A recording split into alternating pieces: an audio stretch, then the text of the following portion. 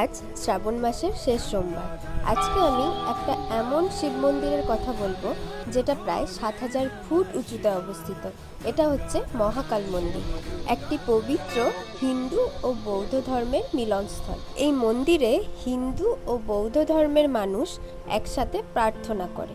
দার্জিলিংয়ের চূড়ায় পাহাড়ের মেঘের মধ্যে আর পাইন ফরেস্টের মধ্যে আছে এই মন্দির, যেখানে একসাথে পুজো করা হয় ভগবান শিব ও বুদ্ধদেবকে, যেখানে একসাথে মিলেমিশে একাকার হয়েছে হিন্দুইজম আর বুদ্ধিজম। সেখানে পা রাখার সাথে সাথে মনে হয় যেন সমস্ত দুঃখ, কষ্ট, চিন্তা কোথায় যেন একেবারে মিলিয়ে গেল।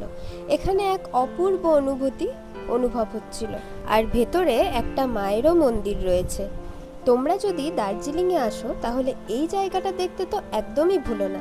তো দেখা হচ্ছে পরের একটা ভিডিওতে। টাটা। गंगाधराय शिव गंगाधराय हर हर